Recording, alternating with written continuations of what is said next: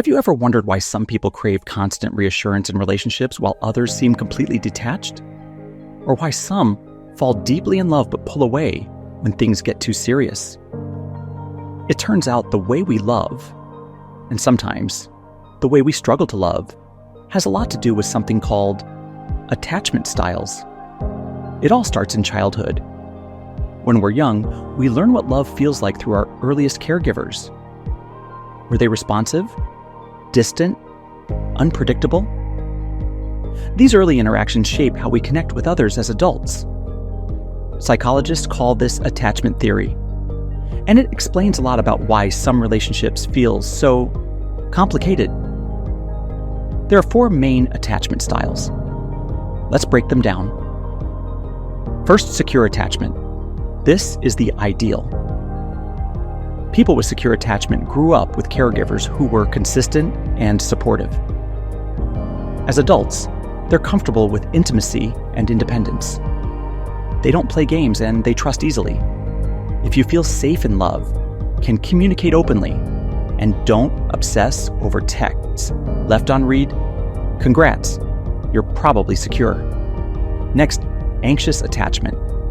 If you constantly worry about being abandoned, need a lot of reassurance, or overthink every interaction, this might be you. It often develops from inconsistent caregiving.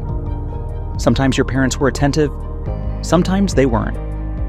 So, as an adult, love feels unpredictable. You crave closeness, but it never feels like enough. Then there's avoidant attachment. If you're fiercely independent, uncomfortable with deep emotions, or feel suffocated by closeness, you might be avoidant. This often comes from childhood experiences where expressing emotions wasn't encouraged or met with rejection. So, as an adult, you build walls to protect yourself from being hurt. And finally, fearful-avoidant attachment.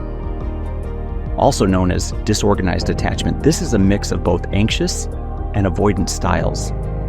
Love feels like a constant push and pull. You want intimacy, but fear it at the same time. It often stems from past trauma or unstable childhood environments. If relationships feel like an emotional roller coaster, this might be why. So what does this all mean? Are we stuck with the attachment style we developed as kids? Not necessarily.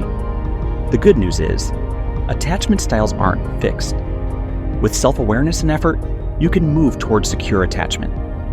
That means recognizing unhealthy patterns, learning to communicate better, and working on self-worth. And if you're dating someone with a different attachment style, understanding their fears can make a huge difference. At the end of the day, attachment styles aren't about blame. They're about understanding. The more we recognize why we love the way we do, the better we can navigate relationships. Not just with partners, but with friends, family, and even ourselves. Take a moment to reflect. Which attachment style do you relate to the most? And how has it shaped the way you love? Let us know in the comments, or just keep it in mind as you move forward in your relationships. If this video resonates with you, chances are someone you know needs it too. Share it with them. And if you want more insights on self-growth and psychology, subscribe. Let's figure things out together.